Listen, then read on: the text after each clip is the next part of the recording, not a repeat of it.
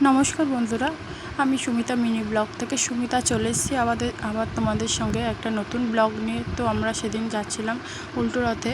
তো উল্টো রথে যাওয়ার সময় টোটোতে উঠে গেছি। তো এবার নেবেও গেছে, ওখানে রথের ওখানে চলে গেছে। তো ঠাকুরটাও দেখিয়ে নিলাম। তো ভিড়ের মধ্যে এত ভিড়, আর অনেক জিনিসপত্রের দোকান বসেছিল, সেগুলো দেখে আমার তো খুব কিনতে ইচ্ছে করছে, তাও মা কিনে দিল না, কষ্ট লাগলো। তাও এই কষ্ট বুকে নিয়ে যাচ্ছি আগমশীতলার আগমশী ঠাকুর দেখে আসলাম।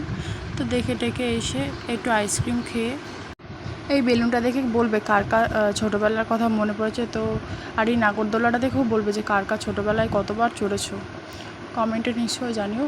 আর এই নাগরদোলা আমার বোন আর রাগিনী উঠেছিল। তো ওরা দুজন মিলে ওই দেখা যাচ্ছে। তো এরপর আমরা একটু চাউমিন খেয়ে নিলাম। চাউমিন খাওয়ার সাথে সাথে আমার মা পাঁপড় কিনেছিল, পাঁপড়টাও খেয়েছি। তো কাকু আমাকে তো পাঁপড় দিচ্ছে না, অন্য লোকদের পাঁপড় দিচ্ছে। তো আমার খুব খারাপ লাগছিলো, তো দাঁড়িয়েছিলাম।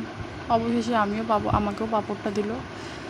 তো আমি আবার পাঁপড়টা নিয়ে গিয়ে বৌদিকে দিলাম ফার্স্ট, সেকেন্ডবার কোয়েলকে দিলাম, থার্ডবার রাগিনীকে দিলাম, কারণ রাগিনী তখনও চাউমিন খাওয়া শেষ হয়েছিল না।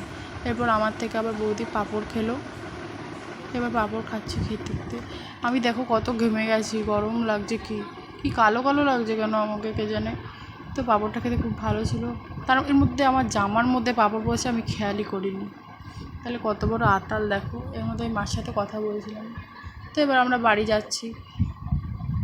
তাও বাইরের যেদিকে আমাদের বাড়ি যাওয়ার রাস্তা, সেদিকে অনেক লোক ছিল আর অনেক দোকান বসেছিল সেদিকটা, মানে মেলার প্রথম দিকটা আর কি। দেখো কত ভিড় মেলায় যেতে যেতে। আর তারপরে টোটো পেয়ে গেছিলাম।